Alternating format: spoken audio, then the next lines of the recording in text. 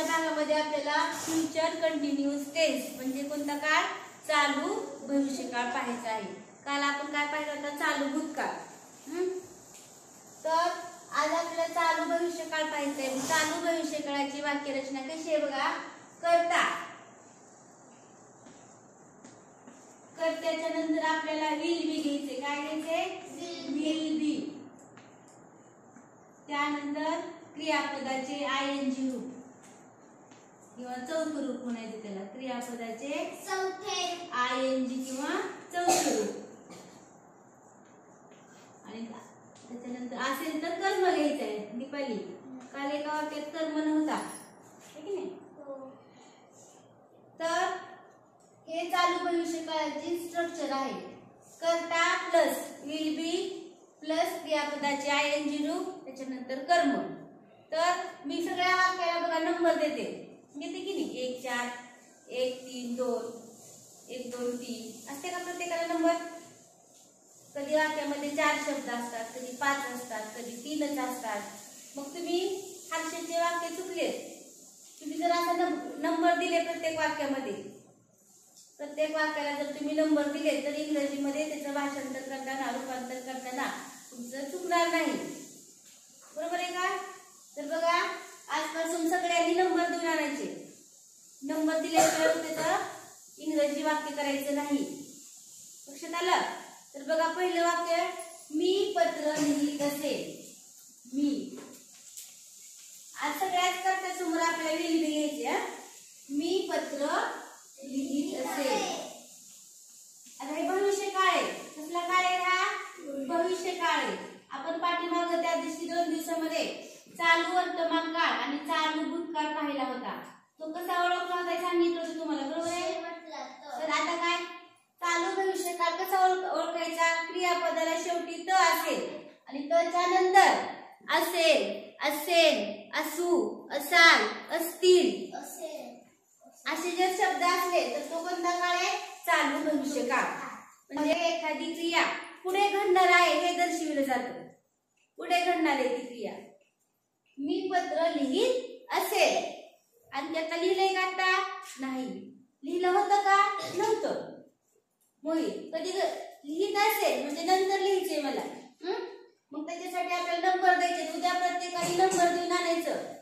Number दिल्याशिवाय वाक्य लिहायचं नाही. बघा 1 नंबर, पत्रला 2, लिहितला 3 आणि असेलला 4. इंग्रजीमध्ये करताना 1 4 3 2. बघा ज्यावेळेस आपण असे नंबर देतो 1 2 3 4 आणि आपल्याला उत्तर लिहिताना हे इंग्रजीमध्ये वाक्य करताना 1 4 3 2 करायचे. 1 4 3 2 म्हणजे काय किंवा 1 3 2 म्हणजे काय ते तुमच्या लक्षात येते नंबर दिल्यानंतर. मग नंबर 1 नंबरला काय आहे, मी. मी हा काय मराठी वाक्यातला कर्ता आहे आणि इंग्रजी वाक्यामध्ये सुद्धा मी 1 नंबरलाच राहणार आहे. म्हणजे कर्ता 1 नंबरला मराठीमध्ये पण आणि इंग्रजीमध्ये पण. मग मीला कोणता शब्द आहे, आय. कोणता शब्द आहे, आय. आय नंतर आपल्याला काय घ्यायचं आहे, will be. I will B. Will be. Will be म्हणजे काय, असेल. विल बी म्हणजे काय, असेल. भविष्यकाळी शब्द आहे हा विल बी. आता लिहित. लिहित म्हणजे काय, क्रियापदाचं आपल्याला चौथं रूप वापरायचे. मग लिहित म्हणजे काय, त्याचं मुख्य क्रियापदाचं पहिलं रूप कोणतं आहे, राईट. राईट. आणि त्या राईट शब्दाला काय लावायचे आपल्याला, आयएनजी प्रत्यय लावायचा आहे. काय झाला, रायटिंग. WRITING. 1 4 3. आता 2 असेल तर लिहायचे पुढं. I will be writing. पत्र, एकच पत्र आहे. A letter. A letter. I will be writing a letter. मी पत्र लिहित असेल. इंग्लिश बोलायला शिकत असाल तुम्ही. इंग्लिश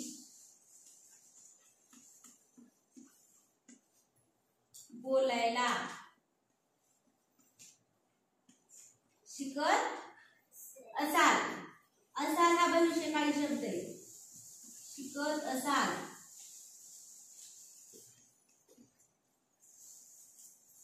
शिकण्याची क्रिया चालू आहे का? नाही. घडून गेलेली आहे का? नाही. पुढे असाल तुम्ही इंग्लिश बोलायला शिकत असाल भविष्यकाळ येतो. याला नंबर द्या. 1 नंबर. इंग्लिशला 2 नंबर. बोलायला इंग्लिश बोलायला 2 नंबर. दोन्ही आलं. शिकतला 3 नंबर आणि असालला 4 नंबर. इंग्रजी वाक्य करताना काय करायचे? 1 4 3 2 असं घ्यायचे. बघा एक काय करता करता कोणता रे? तुम्ही. तुम्हीला कोणता शब्द आहे? यू. तुम्ही तुम्ही यू. यू नंतर काय घ्यायचे? Will be. You will B. You will बी. शिकत. शिकतला कोणता शब्द सांगा? शिकत. लर्निंग. लर्न हे मूळ क्रियापद आहे आणि त्याला कोणता प्रत्यय लावायचा आहे? ing. लर्निंग म्हणजे शिकत. You will be learning. बोलायला ला टू. बोलायला कोणता शब्द बोलले? Speak English. You learning to speak English. समजलं Harshad? You will be learning to speak English. जरी वाक्य दिसायला मोठं असेल तर जर तुम्ही नंबर काढले तर तुम्हाला ते वाक्य इंग्रजीमध्ये करताना सोपं जाते. बरोबर आहे की यश? हर्षद चुकू नका. केदार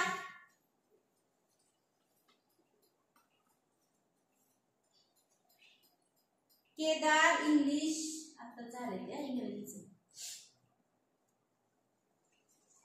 केदार इंग्लिश वाचण्याचा प्रयत्न करत असेल. केदार इंग्लिश वाचण्याचा प्रयत्न करत असेल.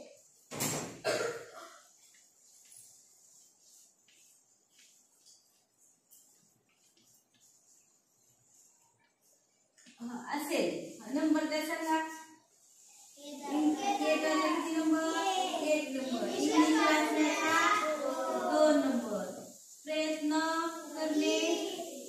करणे 3 आणि असेलला 4. बरोबर आहे कुमार? इंग्रजीमध्ये कसं करायचं सांग बरं मग. 1 4 4 3 2.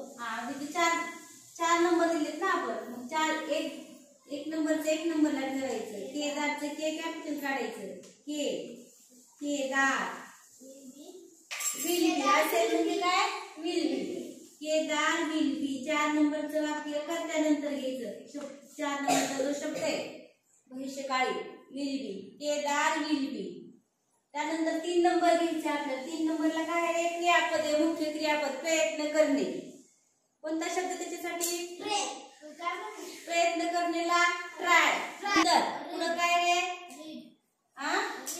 रीड. प्रत्यय to read. To read English.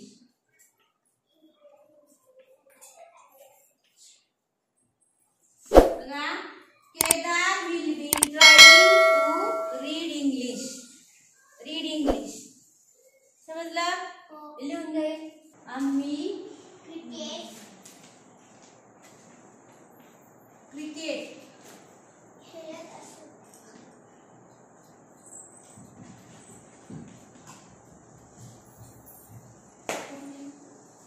खेळत असू. गौरी चल नंबर दे वाक्याला. आम्हीला 1. क्रिकेटला 2. खेळतला 3 आणि आसूला 4. बघा 1 2 3 4. इंग्रजीमध्ये करताना कसं करायचं? 1 4 3 2. इंग्रजीमध्ये करता 1 नंबरलाच राहतो. करता कोणता रे? आम्ही. आम्हीला कोणता शब्द आहे? वी नंतर आपल्याला काय करायचंय? 4 नंबरचा भविष्यकाळी शब्द घ्यायचा. कोणता होता रे? Will be. We will be play cricket. काय? प्लेइंग. क्रियापदाचा आपल्याला ing वापरायचे प्लेइंग क्रिकेट.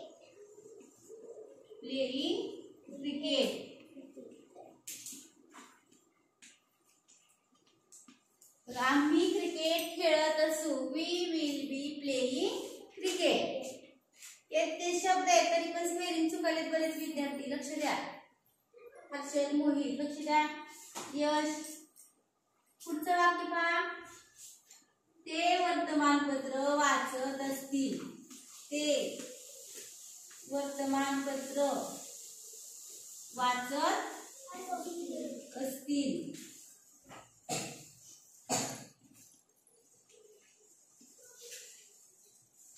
हा समर्थ सांगा नंबर द्यायला वाक्याला. त्याला किती नंबर देऊ? 1 नंबर. वर्तमानपत्राला 2, वाचतला 3 आणि असतीलला 4. इंग्रजीमध्ये कसं करायचं? 1 4 3 2. 1 4 3 2 म्हणजे काय? 1 नंबरचं 1 नंबरला ठेवायचंय करता. तेला कोणता शब्द आहे? दे. 4 म्हणजे काय रे? 4 नंबरचा शब्द आपल्या इथं 2 नंबरला घ्यायचा आहे. बरोबर आहे? 4 नंबरचा शब्द नंदिनी किती नंबरला घ्यायचा आहे? 2. कोणता 4 नंबरला शब्द? असतील. हा भविष्यकाळी शब्द आहे. असतील साठी आपल्याला काय घ्यायचंय? विल बी घ्यायचंय. They will be. वाचत, वाचणे कोणता शब्द आहे? रीड. त्याला काय लावायचं आहे? त्याला आयएनजी प्रत्यय लावायचा आहे. रीडिंग.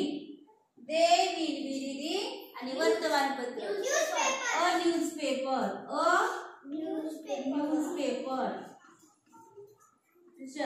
स्पेलिंग बघ. अ न्यूजपेपर चुकवायचं नाही. हा त्याच्यानंतर केदार शाळेत जाईल. केदार शाळेला जात असेल.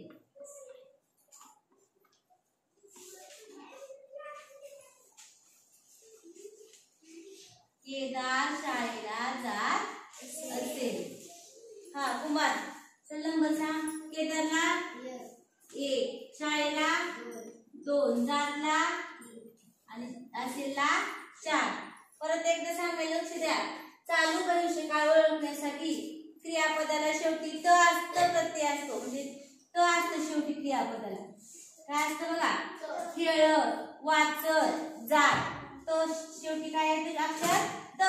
आणि तच्या पुढे असेल, असतील, असेल, असू, असाल असे शब्द येतात. त्यावेळेस तो कोणता काळ असतो? चालू भविष्यकाळ असतो. मग इंग्लिश मध्ये काय करायचंय? 1 4 3 2 म्हणजे 1 नंबरचं 1 नंबरला ठेवायचंय. केदार. केदार. नंतर असेल हा भविष्यकाळी कोणता आहे? Will be. नंतर जात. गोईंग. जात म्हणजे गो म्हणजे जाणे. म्हणजे आयएनजी प्रत्यय लावायचं. गोईंग. ला शाळेला ला आहे. ला म्हणजे टू आणि शाळा school. Kedar will be going to school. हे झाले होकारार्थी वाक्य. तर तुम्हाला घरी नकारार्थी वाक्य करायचे. ह्याच वाक्यांची नकारार्थी वाक्य करायचे. दीपाली त्या नकारार्थी वाक्य करताना काय करायचंय? कर्ता 1 नंबरला ठेवायचंय. कर्त्यानंतर विल नॉट बी असे घ्यायचे. काय करायचे बघा? कर्त्यानंतर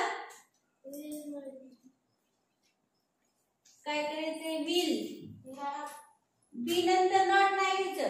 बीच्या आधी नॉट घ्यायचे. Will not be. आणि त्यानंतर क्रियापदाचे किती रूप? चौथे रूप किंवा आयएनजी प्रत्यय. आणि त्यानंतर असेल तर कर्म घ्यायचं.